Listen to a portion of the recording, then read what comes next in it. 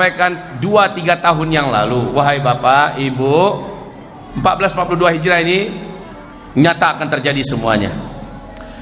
Kelangkaan pakan yang menyebabkan orang akan mengalami kelaparan yang berat di seluruh dunia nanti.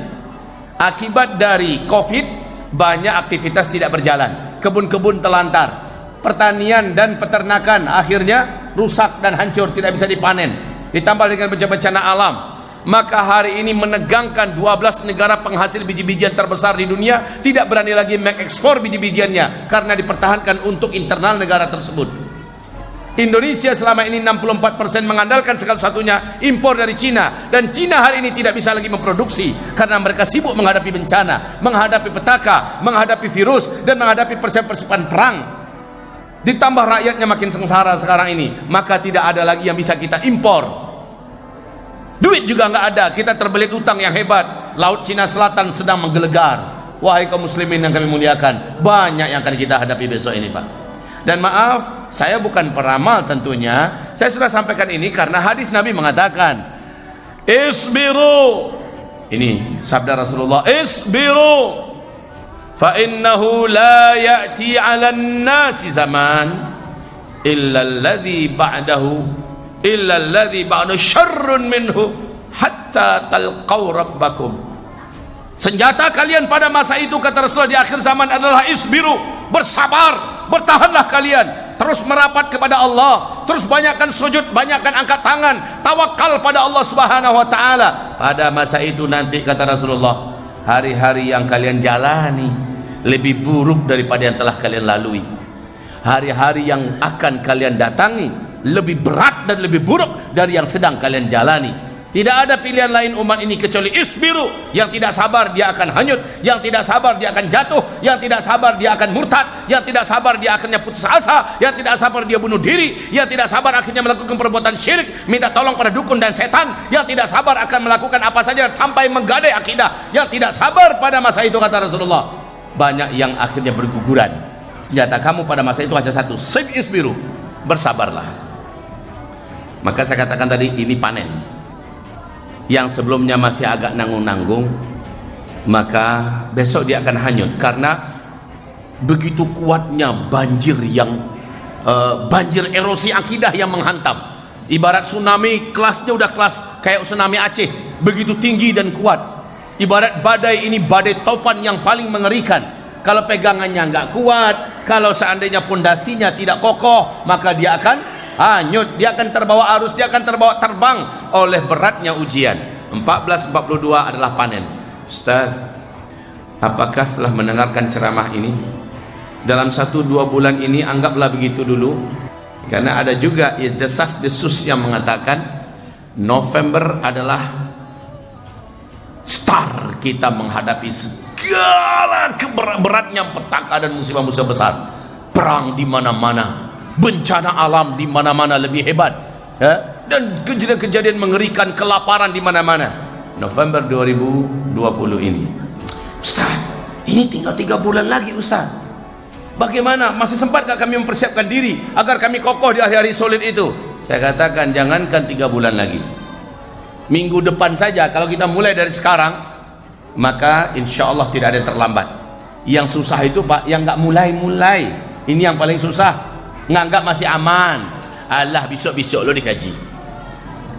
Nah, jalan kini dulu gua. Kalau begitu prinsipnya, maka pas hari H dia akan kaget. Karena Allah berfirman tentang petaka yang hebat itu datangnya kepada kita baghtatan. Apa, Pak? Baghtatan. Apa arti baghtatan? Sekonyong-konyong, secara tiba-tiba, langsung dengan kadar yang dahsyat. Ibarat samui, Pak. Semut kalau berjalan di tangan Bapak, embuslah, tidak akan bisa, ya. Kalau seandainya hanya ditiup, tapi coba kalau dengan mantul, langsung dia langsung tercampak. Atau mungkin kita begini kan, langsung tercampak. Ibaratnya ujian yang akan dihadapkan kepada kita tuh seperti itu kelasnya, bukan kelas. Kalau begitu kita mungkin masih mampu menahan diri, tapi kalau sudah begini, ibarat semut, seberapalah kekuatan semut, pasti tercampak, betul tidak? Wahai Bapak Ibu yang kami muliakan, ujian kita 1442 ini hebat sekali. Namun bagi yang mungkin merasa baru mendengar kajian ini malam ini, dan mulai malam ini juga dia langsung serius, malamnya dia paksakan diri bangun jam 4, setengah 4 dia sudah bangun. Ngapain? Tahajud. Biasanya bangun untuk pipis doang, bangun hanya untuk buang air. Sekarang enggak, memang tahajud. Walaupun mengantuk dia lawan. Habis itu subuh dia paksakan berjemaah ke masjid, kemudian dia lawan kantuknya, dia tidak keluar dari masjid sampai terbit matahari, dan dia laksanakan zikir di antara waktu itu. Kemudian setelah matahari terbit, lewatkan 15 menit, langsung dia sholat sunat 2 rakaat demi mendapatkan pahala umroh dan pahala haji secara penuh. Setelah itu baru dia keluar rumah. Di rumah dia incar-incar waktu duha. Apalagi masa-masa orang lockdown kemarin Pak ya, sulit untuk keluar, dia bisa full ibadah. Tapi sekarang pokoknya hari-hari sambil memperbanyak doa. Setiap selesai amal ibadah tertentu dia doa. Habis tahajud dia doa, habis subuh dia doa, habis zikir dia doa, habis duha dia doa, habis salat sunnah rawatib qabliyah dan rawatib ba'diyah dia berdoa, habis baca Quran dia berdoa, habis berinfak dia berdoa, berdoa. Maka Rasulullah sallallahu alaihi wasallam menyebutkan, man sarrahu ay yastajiballahu lahu inda syada'idi wal karib falyukthirid du'a inda ar-rakha. Siapa saja orang yang ketika masa-masa genting darurat terjadi, dia angkat tangannya, dia berdoa kepada Allah, langsung Allah kabulkan doanya. Saat itu juga Allah selamatkan dia, saat itu juga Allah tolong dia. Siapa yang suka doanya sekali berdoa langsung Allah kabulkan, kata Rasulullah, maka hendaklah sebelum bencana-bencana besar itu terjadi, dia adalah orang yang paling rajin berdoa kepada Allah. Jadi Pak, berdoa kepada Allah itu ada syaratnya. Syaratnya apa? Beramal dulu baru berdoa. Habis sholat berdoa, habis baca Quran berdoa, habis tahajud berdoa, habis duha berdoa, habis puasa Senin Kamis ya menjelang berbuka doa, habis berinfak berdoa. Pokoknya setelah beramal soleh berdoa. Beda dengan orang munafik. Habis sholat assalamualaikum cigin lari langsung. Dia tidak fokus untuk zikir dan tidak berdoa. Qalilan ma yadhkurun, sedikit sekali mereka berzikir. Kalau kita tidak, kita perbanyakkan doa. Nanti pas ketika petaka besar terjadi, buruk negeri Sabui, Gampo Gadang terjadi pada kota kita Pekanbaru, Tabalah kota Pekanbaru. Saat ini kita butuh pertolongan Allah. Kita berdoa, ya Allah selamatkan kami sekeluarga. Allah punya banyak macam cara dan mudah bagi Allah menyelamatkan sekeluarga kita. Kenapa? Karena sebelum bencana besar itu terjadi, kita adalah orang yang kuat beribadah dan rajin berdoa. Inilah hadis Nabi tadi, man sarrahu ay yastajiballahu lahu 'inda syada'idi wal karibi falyukthirid du'a 'inda ar-rakha. Barang siapa senang dia dikabulkan doanya ketika sedang emergensi dan darurat yang bisa menghabiskan nyawa, saat itu sekali saja dia berdoa langsung Allah kabulkan. Siapa yang senang dibegitukan oleh Allah, hendaklah dia memperbanyak amal dan langsung berdoa setelah itu. Itu kuncinya Pak. Ustaz, 2 bulan 3 bulan ini apakah kami terlambat? Tidak, kata saya. Saya katakan tidak. Walaupun 1 minggu lagi tidak terlambat. Cuma jangan mengulur-ulur waktu.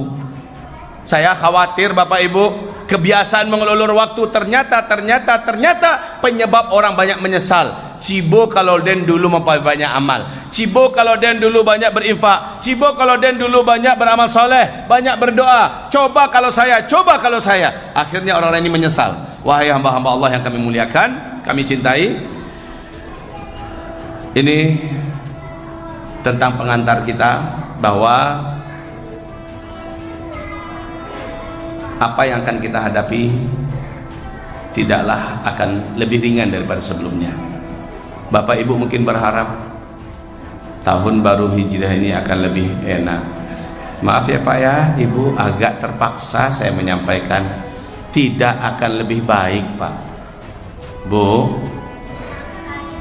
Ibu, tidak akan lebih baik 1442 Hijriah ini akan kita hadapi. Kesulitan hidup, bencana, fitnah, kegaduhan, huru-hara, petaka, musibah-musibah, penyakit-penyakit, perang, kehancuran ekonomi, krisis makanan, krisis moral, akan terjadi di mana-mana, dan ini berat. Lihat saja apa yang saya sampaikan di tahun yang lalu sebelum Covid ini datang. Saya sempat ngaji lagi di daerah Pekanbaru, sekarang terjadi. Apa yang saya sampaikan sekarang, insya Allah tahun ini 1440 Hijri akan terjadi, Pak. Serentak di mana-mana, perang. Yobana parang, melemparkan rudal. Memang tembak-tembakan, pakai komputer, pakai teknologi canggih. Banyak negara dan kota-kota yang akan hancur. Di samping dengan bencana-bencana alam, serentak terjadi krisis, kelaparan ekonomi, hancur dan sebagainya. Dan ini berdampak berat kepada kita. Wallahi, sungguh demi Allah, yang paling berat menjalani ujian inilah orang-orang yang tinggal di kota-kota. Saya sebenarnya tidak mau menyampaikan ini, kayak nakut-nakutin orang. Ambo ingin kamu saji untuk tandang hati Ambo. Kau sudah dengan ustazku mengaji, kacau hatimu ini. Saya menyampaikan agar kita siap-siap. Persiapan terbaik itu adalah iman, amal soleh, doa, dan berbungkuskan sabar. Bermodalkan sabar. Tidak ada yang lain.